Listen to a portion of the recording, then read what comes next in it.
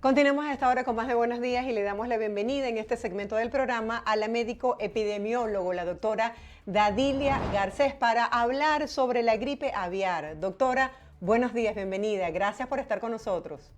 Muy buenos días.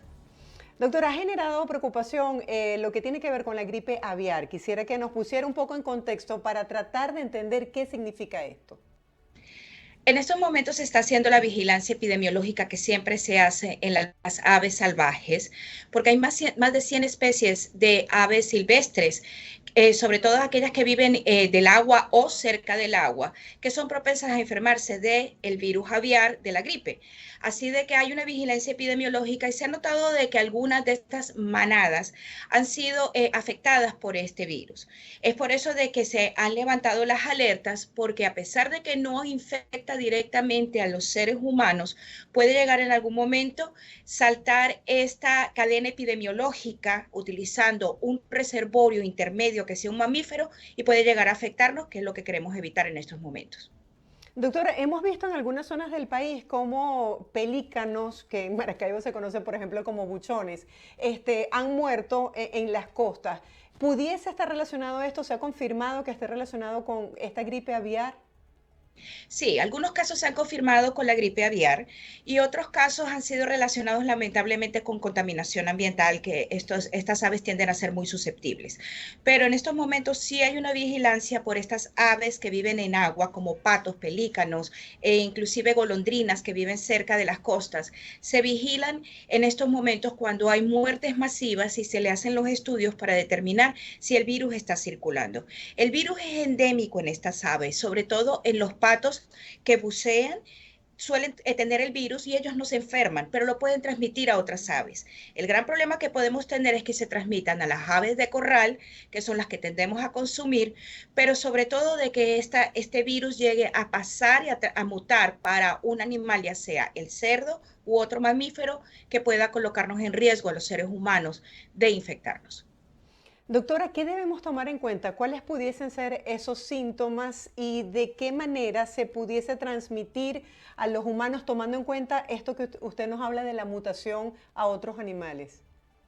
Lo que nos ha enseñado en los últimos años sobre la gripe aviar, que ya hemos tenido varios brotes en estos 20 años, es de que primeramente hay que hacer esta vigilancia que se hace zoonótica de ver cuántos animales se han sido afectados, cuántas manadas han fallecido, y eso se llaman por números, esto es una estadística. Si el número se sobrepasa, generalmente se empiezan a levantar las alarmas y se empiezan a vigilar en estos momentos las aves de corral. Si las aves de corral empiezan a afectarse, la medida que se toma es que se sacrifica toda esa generación de aves de corral que estén juntas, porque la transmisión es por la saliva, las heces y las secreciones de estos animales. Las aves de corral tienden a estar muy juntas por la manera en que se crían. Así que se tiende a sacrificar todas estas. Si en algún momento se llega a determinar que un mamífero, sobre todo de los que son muy cercanos a nosotros, como son los cerdos, empieza a tener manifestaciones, es cuando se empiezan a tomar otro tipo de medidas. Pero hasta ahora estamos en la primera etapa, que es vigilar qué está ocurriendo con las aves salvajes y continuar con la vigilancia a las aves de corral. ¿Cuáles son esas manifestaciones que pudiésemos notar? Se comporta como una gripe, que en estos momentos ya somos unos expertos en detectar gripes a nivel clínico. Han sido 3 años de pandemia que hemos visto tos, secreción nasal, dificultad para respirar, que es lo que caracteriza que estos virus tienden a ser muy agresivos, porque es una influencia tipo A, que la transmisión es muy rápida, pero también tiende a ser muy agresiva. Así de que esto es lo que vamos a empezar a ver en las personas y generalmente hay un contacto inicial epidemiológico con animales de corral o con algún animal, ya sea también de corral, pero que no necesariamente sean aves, sino que pueden ser cerdos, por ejemplo.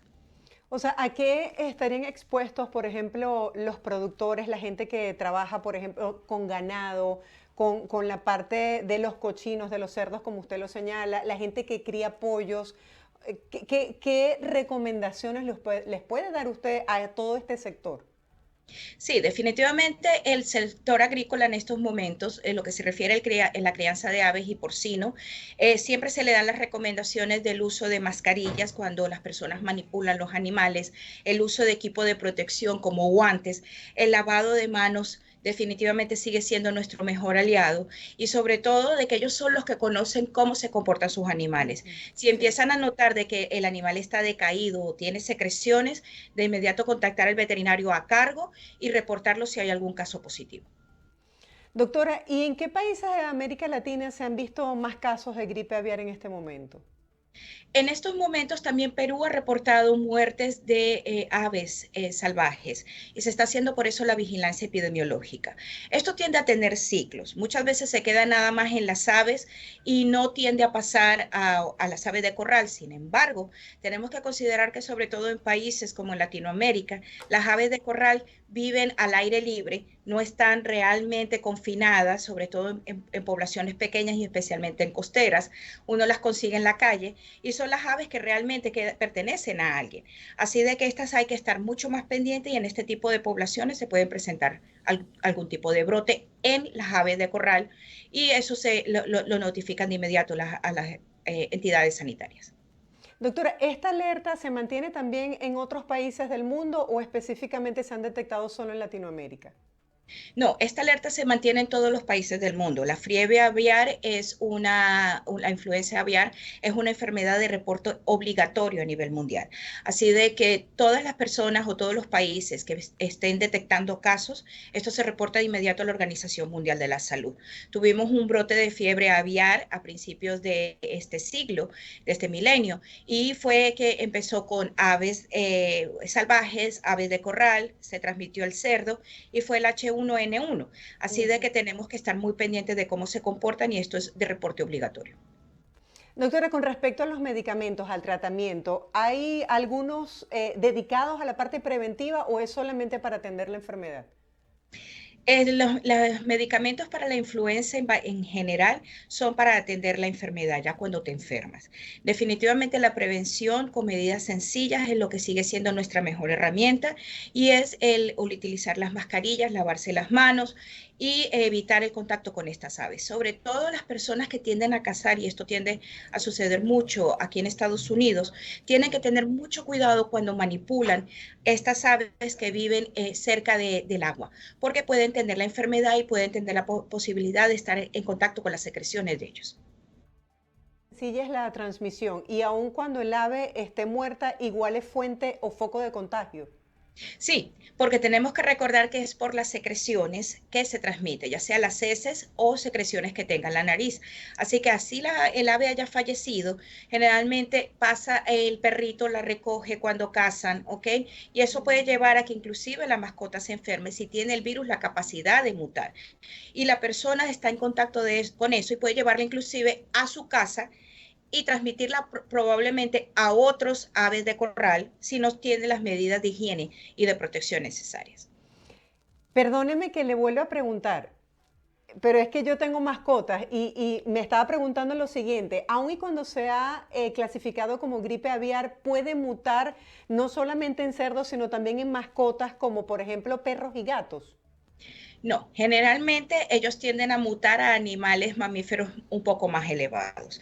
Aunque la gente no le guste, por ejemplo, cuando llega al cerdo, nosotros tendemos a preocuparnos porque el cerdo es muy parecido al ser humano. De hecho, muchos trasplantes a veces Sí, se el hacen o corazón. se hicieron inicialmente, se hicieron con órganos de cerdo, porque genéticamente nos parecemos mucho. Así que eso es lo que nos tiende a preocupar. Generalmente las mascotas no tienden a enfermarse y tenemos que recordar que nuestras mascotas tienen un sistema también de vacunas que los protege contra muchas enfermedades y Entiendo. generan esta inmunidad cruzada que hasta ahora los ha protegido contra la fiebre aviar. O sea, no, nos sentimos tranquilos entonces en ese sentido. Pero doctora, ¿cómo identificar que tenemos, por ejemplo, la gripe aviar cuando hay tantos virus, la influenza, el flu, el coronavirus? ¿Cómo saber que justamente es esto?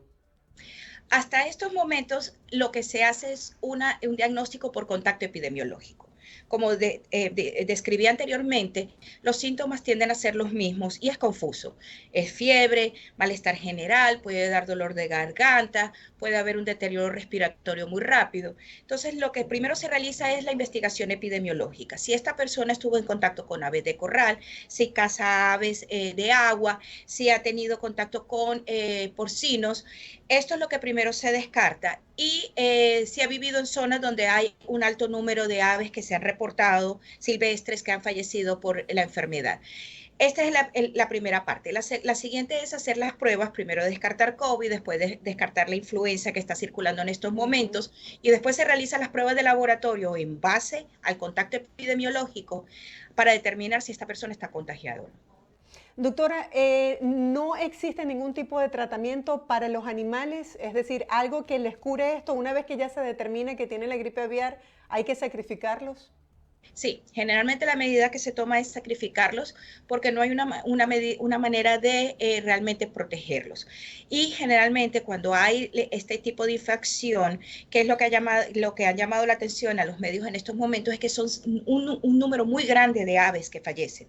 No es una o dos que han conseguido, es más de 50 aves que han conseguido en estos lugares que han fallecido por la gripe aviar.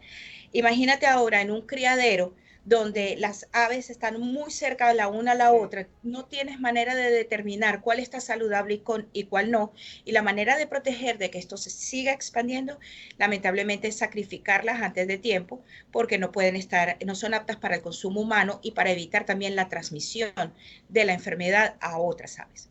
Cuando un humano es contagiado, ¿se ha reportado algún tipo de efecto secundario?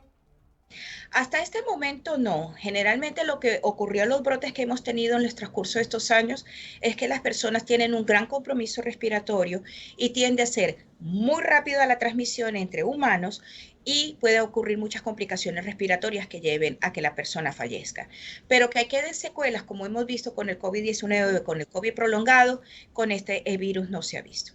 Doctora, gracias por su tiempo y sobre todo por ilustrarnos sobre la gripe aviar y cuáles pudiesen ser las complicaciones y también para tomar en cuenta todas esas medidas de precaución. Vemos todavía mucha gente en la calle y lo veo de manera favorable con el tapaboca y utilizando todas las medidas de prevención. Muchas gracias. Gracias a ustedes.